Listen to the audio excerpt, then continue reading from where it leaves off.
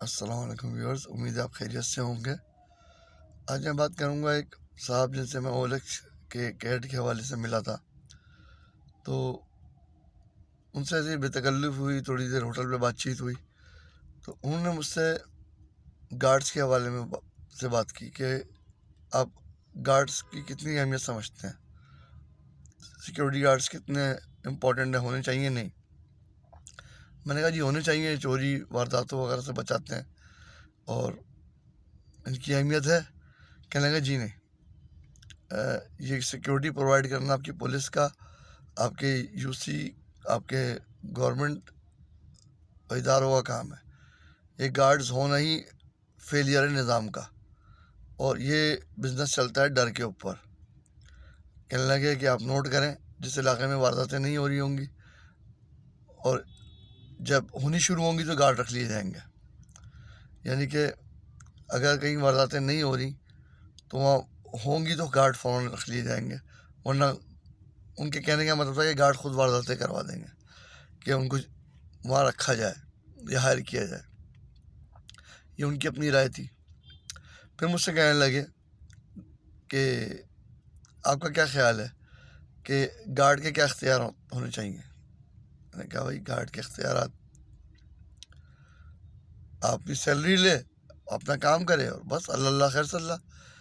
کہنے لگے اگر گارڈ آپ کے گھر کا بجٹ بنائے، آپ کے بچے کس اسکول میں پڑھیں گے، آپ کی تنخواہ کیا ہوگی، آپ گھر والی کو اپنے کتنے پیسے دیں گے، یا آپ کے گھر کا بجٹ کیا ہوگا، اگر یہ سب آپ کے گھر کا باہر کا گارڈ بنائے تو۔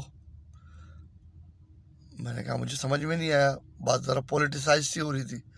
میں ان کا اشارہ سمجھ رہا تھا لیکن میں نے بولنا نہیں چاہا۔ میں نے کہا یہ تو آپ دوسری بات کر رہے ہیں۔ کہنے لگے میں وہی بات کر رہا ہوں جو آپ جو ہے وہ بولنا نہیں چاہ رہے۔ ہوتا یہی ہے کہ گھر کا کفیل، گھر کا نظام چلانے والا یا ملک کا جو حاکم ہے، اسی کو نظام چلانا چاہیے۔ ہر ایک کا اپنا اپنا رول ہونا چاہیے، ہر جگہ ہر ایک کی دخل اندازی نہیں ہونی چاہیے۔ میں نے کہا کیا مطلب؟ کہنے لگے آپ دیکھ لیں کہ ہر کی پوسٹ پہ ریٹائرڈ بندہ بیٹھا ہوتا ہے، ہر جگہ ریٹائرڈ بندہ، ہر جگہ ریٹائرڈ بندہ، کیوں اتنی بڑی بڑی تنخواہوں پہ؟ پڑھے لکھے لڑکے مر گئے، M B A, B B A, بڑی بڑی ڈگریاں، تجربے بھی ہوتے ہیں بہت سے لڑکوں کے بعد، مگر وہ بے روزگار گھوم رہے ہوتے ہیں، سب ریٹائرڈ لوگوں نے ان کی سیٹوں پہ قبضہ کیا ہوا ہوتا ہے۔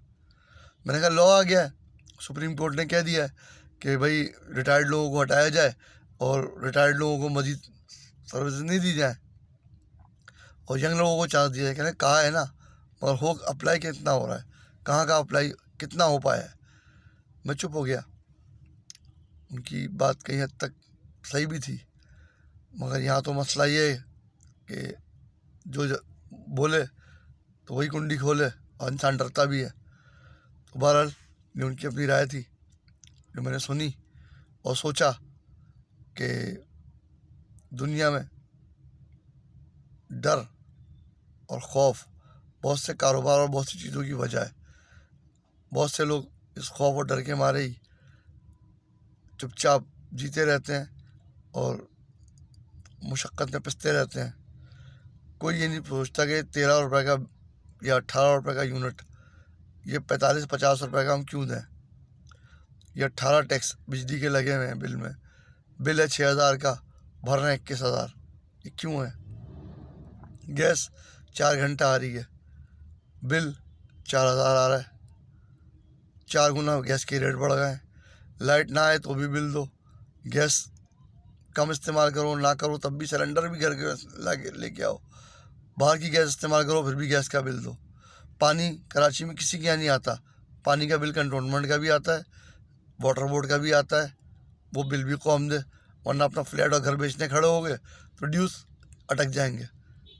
جب تک کلیئر نہیں کریں گے آپ وہ پانی جو آپ نے استعمال ہی نہیں کیا، جو آپ کو ملا ہی نہیں، الٹا آپ نے خرید کے پیا، اس کا بھی آپ بل دو۔ تو جتنی زیادتی سڑکوں، علاج معالجے، انشورنس، کس چڑیا کا نام ہے یہ کسی کو نہیں پتہ۔ جو بریانی آپ بازاروں میں 250-300 روپے کی کھاتے ہیں، وہ کئی سرکاری اداروں کے میس اور کینٹین، اسمبلی اور ایٹسٹرا ادر محکموں کے کینٹینوں میں 15 روپے 20 روپے کی ملتی ہے، جو چاہے آپ 60 80 100 روپے کی پیتے ہیں وہ 10 12 روپے کی مل رہی ہوتی ہے۔ یہ اس ملک میں کتنے نظام کس طرح سے چل رہے ہیں اور کب تک چلیں گے۔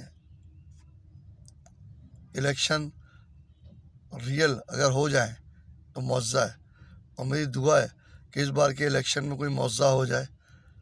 آمین ثم آمین۔ تھینک یو، شکریہ۔